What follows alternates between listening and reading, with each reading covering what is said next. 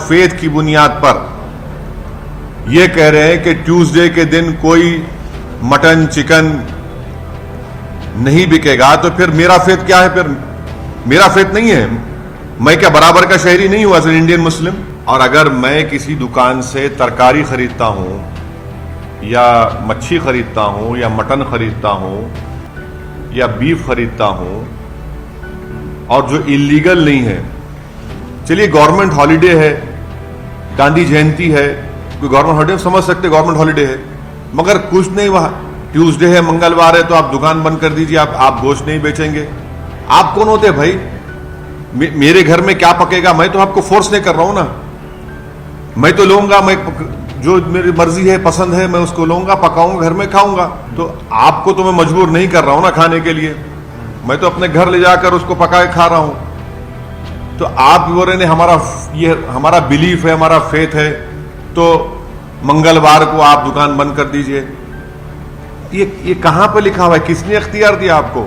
अच्छा, फिर ये क्यों कानून नहीं बनाते वो गुरुग्राम में कि भाई जितने हमारे गुरुग्राम में 5 स्टार हैं वो गोश्त नहीं बेचेंगे? बनाइए ना, चलिए बोल दीजिए पूरे 5 स्टार होटल में गोश्त नहीं बिकेगा, कोई सर्व नहीं करेगा। ये सिर्फ और सिर्फ इस देश की जो खूबसूरती है, उसकी डाइवर्सिटी, उसकी प्लुरलिज्म को खत्म करके इस देश को एक थियोक्रेटिक कंट्री बनाने की पूरी कोशिश की जा रही है। मिडिल क्लास जो भारत में था वो अब पुअर हो चुका है, डेटा आ चुका है। कौन क्या बेचेगा फेथ की बुनियाद पर अगर फैसला होगा, तो फिर क्या ये मुल्क कोई थियोलॉजिकल कंट्री हो गया है क्या? जो संविधान बाबा साहेब अंबेडकर का बनाया हुआ है, जिसमें साफ तौर पर सबको मालूम कि इस मुल्क का कोई फेथ नहीं है, ये मुल्क सब फेथ को मानता भी है, जो नहीं मानता उनको ही मानता है। और अगर मैं किसी दुकान से तरकारी खरीदता हूं या मच्छी खरीदता हूं या मटन खरीदता हूं या बीफ खरीदता हूं और जो इलीगल नहीं है और मैं अपने घर में पका के खाता हूं, तो आपको तो मैं मजबूर नहीं कर रहा हूं ना खाने के लिए, मैं तो अपने घर ले जाकर उसको पका के खा रहा हूं। तो आप बोल रहे हैं हमारा बिलीफ है, हमारा फेथ है, तो मंगलवार को आप दुकान बंद कर दीजिए। ये कहां पे लिखा हुआ है? किसने अख्तियार दिया आपको? चलिए गवर्नमेंट हॉलिडे है, गांधी जयंती है, कोई गवर्नमेंट हॉलिडे समझ सकते गवर्नमेंट हॉलिडे है, मगर कुछ नहीं, वहां ट्यूसडे है, मंगलवार है, तो आप दुकान बंद कर दीजिए, आप गोश्त नहीं बेचेंगे। आप कौन होते भाई? मेरे घर में क्या पकेगा? मैं तो आपको फोर्स नहीं कर रहा हूं ना, मैं तो लूंगा, मैं जो मेरी मर्जी है, पसंद है, मैं उसको लूंगा, पकाऊंगा, घर में खाऊंगा। और आप बोल रहे नहीं बिलीफ है, फेथ है। ये कहां से आ रहा है फेथ बिलीफ? क्या इस देश को आप बिलीफ के ऊपर चलाएंगे या संविधान पे चलाएंगे? अगर ये देश बिलीफ पर चलेगा तो फिर संविधान क्यों है? निकाल दीजिए संविधान, खत्म कर दीजिए संविधान को। आप फिर एक मजाक बनाकर रखे हैं कि आप लोग, आप सत्ता में है तो आपका बिलीफ है, फेथ है। अगर यही आपका फेथ और बिलीफ है तो मेरा भी फेथ है। मैं इसलिए मैं कह रहा हूं कि ठीक है, आप फ्राइडे के दिन शराब की दुकान बंद कर दीजिए, शराब बेचिए मत आप। ये मजाक बना कर रखे हैं भाई। आप कैसे देश को आगे लेके जाएंगे? अच्छा, फिर ये क्यों कानून नहीं बनाते वो गुरुग्राम में कि भाई जितने हमारे गुरुग्राम में 5 स्टार हैं वो गोश्त नहीं बेचेंगे? बनाइए ना, चलिए बोल दीजिए पूरे 5 स्टार होटल में गोश्त नहीं बिकेगा, कोई सर्व नहीं करेगा। ये सिर्फ और सिर्फ इस देश की जो खूबसूरती है, उसकी डाइवर्सिटी, उसकी प्लुरलिज्म को खत्म करके इस देश को एक थियोक्रेटिक कंट्री बनाने की पूरी कोशिश की जा रही है। अब सुप्रीम कोर्ट का जजमेंट है कि right to privacy fundamental right है। भाई मेरा ये प्राइवेट राइट है मेरा, मैं अपने घर में क्या करूंगा क्या नहीं करूंगा उससे आपको क्या? आप क्यों मुंडी झांक रहे हो, उसमें डाल रहे हैं, अपना सर झांक रहे हैं मेरे घर में?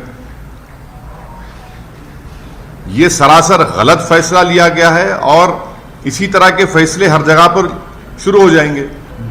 आपने कर्नाटका में बीफ बैन लगा दिया, 1.5 लाख से ज्यादा कुरैश बरादरी के लोग बेरोजगार हो गए।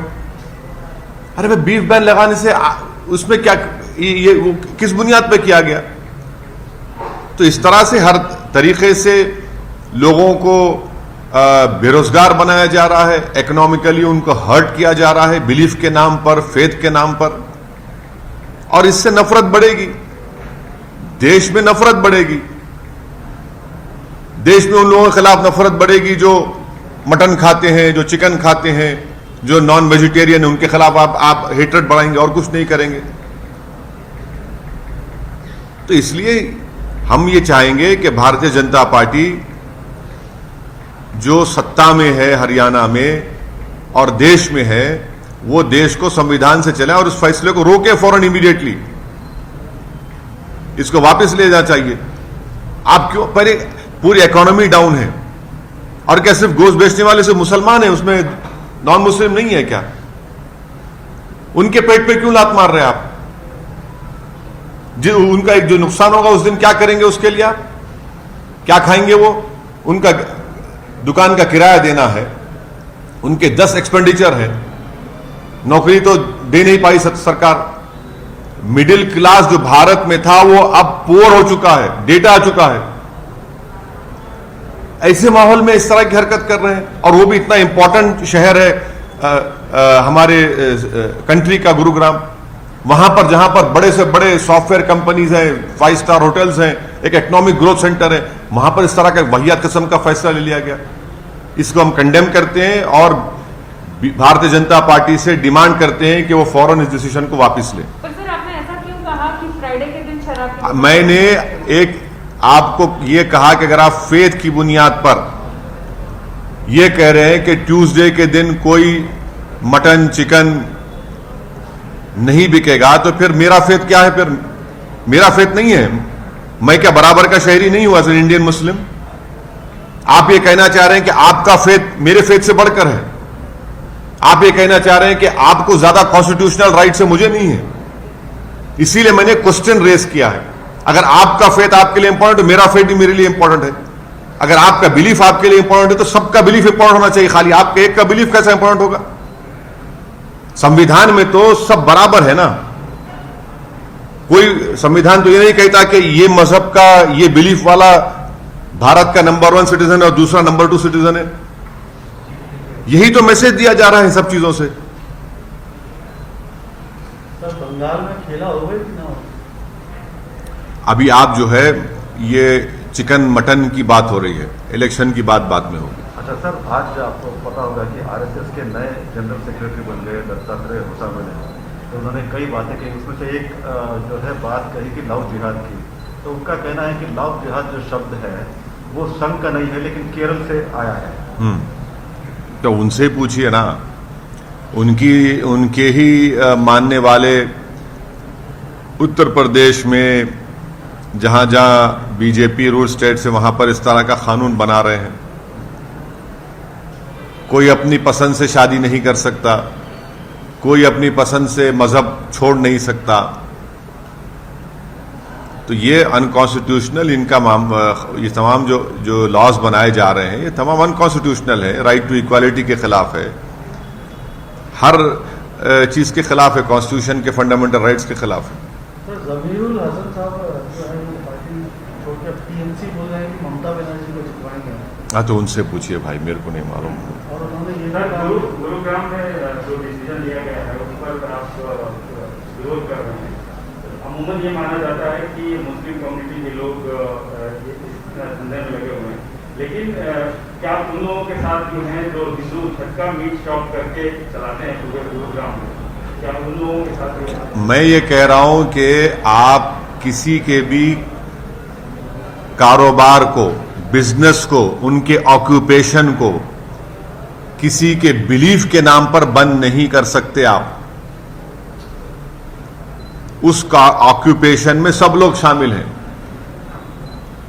सिर्फ एक समुदाय के, एक मजहब के लोग नहीं, उसमें सब शामिल हैं। अगर जब बंद होगा तो सबको नुकसान पहुंचेगा। मेरा इंपॉर्टेंट क्वेश्चन यह है कि आप होते कौन हैं कि मैं क्या खाऊंगा, क्या पका के अपने घर में खाऊंगा, और मैं आपको फोर्स तो नहीं कर रहा हूं ना, आपको पार्टेक भी नहीं कि आप क्यों कर रहे हैं। आपका वो जो स्टेप लिया गया है वो गलत है, ये कह रहा हूं मैं। इसमें सब शामिल है, अगर आप बिलीफ की बात कर रहे हैं, आपका बिलीफ ये है, तो फिर फ्राइडे के दिन भी तो मेरे लिए as a Muslim, Indian Muslim, मेरे लिए भी इंपॉर्टेंट दिन है वो। हर समुदाय के लिए कोई ना कोई दिन इंपॉर्टेंट होता है, तो क्या करेंगे फिर आप? फिर हां, गवर्नमेंट हॉलिडे जहां पर है वहां पर तो बिजनेस बंद होता है, मगर इस तरह की बात लेकर आना, आप अपने बिलीफ को पूरे लोगों पर इंपोज कर रहे हैं, यह संविधान के खिलाफ है। संबित पात्रा ने आपको नफरती लैला बोला। हाँ, नफरती लैला। चलिए, लैला तो माना ना, लैला तो माना ना। सर, और जो लैला होती है वो नफरत में होती, लैला से मोहब्बत में मजनू दीवाने होते हैं, समझे ना? लैला की मोहब्बत में पूरे मजनू दीवाने होते हैं। अब आप नहीं हुए तो समझ में नहीं आ रहा क्यों नहीं हो रहे आप। सर, इलेक्शन वेस्ट बंगाल में क्या है, आप कंटेस्ट करने वाले दिन क्या स्टेट इंचार्ज ने बताएंगे मैडम, आपको जल्द से जल्द बताएंगे, एक्सक्लूसिव मैं आपको बताऊंगा, वादा कर रहा हूं आपको। हम क्या नौकरियां देंगे? लेकिन सर, पश्चिम बंगाल पे एक सवाल है, पश्चिम बंगाल पे आप इतने कतरा क्यों रहे हैं सवालों के जवाब से? कहां? अरे भाई, मैं क्या मोदी जी हूं जो प्रेस कॉन्फ्रेंस नहीं किया 6.5 साल में ओपन एक भी? हम तो हर वक्त में आपके दरमियान में है। हम शमा हैं, आप परवाने हैं। नहीं, सब वहाँ तो मजा खेला हो रहा है। हाँ, हो रहा विकास हो रहा है। सर, चुनाव वेस्ट बंगाल में चुनाव लड़ेंगे या नहीं लड़ेंगे, ये बताएंगे, आपको बताएंगे इंशाल्लाह, जरूर बताएंगे। पहले डिसाइड नहीं हुआ है। पहले मैडम को बताएंगे अभी तक, लेकिन ये डिसाइड नहीं हुआ है कि अपन लड़ेंगे। नहीं, पहले मैडम को बताएंगे, फिर आप लोगों को मालूम हो जाएगा। ये मैडम से वादा किया हूं, इंशाल्लाह मैडम को बताऊंगा और आप एक्सक्लूसिव चलाएंगे आप। सर, जी बांग्ला नेटवर्क के तीन बांग्ला भी है सर, रिपब्लिक बांग्ला ही नहीं। नहीं, भाई लेडीज फर्स्ट। सर, तमिलनाडु में आप किस तरह से अब आगे क्या प्लान है? 3 सीट लड़ रहे हैं जैसा आपको मालूम, और दिनाकरन साहब की पार्टी के साथ हम लोग साथ हैं, और मैं जाऊंगा तमिलनाडु, कैंपेन भी करूंगा, और दिनाकरन साहब के साथ भी कैंपेन करूंगा, और पूरी कोशिश करेंगे हमारे कैंडिडेट्स की कामयाबी के लिए। और इंशाल्लाह हमको उम्मीद है कि तमिलनाडु के इलेक्टोरेट, तमिलनाडु के वोटर्स हमको आशीर्वाद देंगे, हमको अपनी मोहब्बतों से नवाजेंगे, हमारे कैंडिडेट्स को वोट देकर कामयाब करेंगे। तो आपने इसके पहले कहा था कि तमिलनाडु में एक थर्ड फ्रंट होगा जो आपके साथ एएमएम के और बाकी पार्टियों के साथ होगा, तो क्या तमिलनाडु के लोग थर्ड फ्रंट के लिए देख रहे हैं? मेरा मानना यह है कि तमिलनाडु में एक थर्ड फ्रंट का बहुत पॉलिटिकल स्पेस है, और वो पॉलिटिकल स्पेस को मुझे यकीन है कि जनाब दिनाकरन साहब उसको ऑक्यूपाई करेंगे। सर, हाल ही में आप उत्तर प्रदेश गए और वहाँ पे जलसा किया, काफी सारे लोग आ रहे, तो उत्तर प्रदेश का 1 साल अभी इलेक्शन के लिए 1 साल बाकी है, तो कैसा स्ट्रैटेजी कर रहे हैं, प्लान कर रहे हैं? अभी हम लोग जो है जनाब राजभर साहब के साथ संकल्प मोर्चा बनाया गया है, भागीदारी संकल्प मोर्चा। उस भागीदारी संकल्प मोर्चा के एमआईएम पार्टी हिस्सा है, उसके जिम्मेदार, उसके कन्वीनर जनाब ओम प्रकाश राजभर साहब हैं, जिन्होंने अपनी मिनिस्ट्रीशिप से रिजाइन करके ये जो वंचित समाज के तमाम पार्टीज को उन्होंने जमा किया है, और उनके साथ हम लोग काम कर रहे हैं, और इंशाल्लाह उन्हीं के भागीदारी संकल्प मोर्चा के साथ एमआईएम पार्टी उत्तर प्रदेश में चुनाव लड़ेगी, और उसी की तैयारी में हम तमाम लोग जुटे हुए हैं। और इंशाअल्लाह ताला 4 अप्रैल को मैनपुरी में, 4 अप्रैल को इंशाअल्लाह हमारा मैनपुरी में एक और पब्लिक मीटिंग होगी। अब कंटिन्यूस यहाँ से हमारी मीटिंग्स होंगी। हाँ, 5 अप्रैल को मैनपुरी में हमारी पब्लिक मीटिंग होगी भागीदारी संकल्प मोर्चा की, उसमें भी हम जाएंगे और इलेक्शन में हिस्सा लेंगे। सर, राहुल गांधी ने असम में ये कहा है कि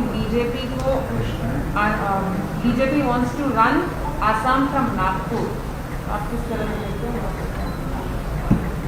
ये दोनों पार्टीज में क्या है, हाईकमांड कल्चर है, एक नागपुर है, एक फैमिली है।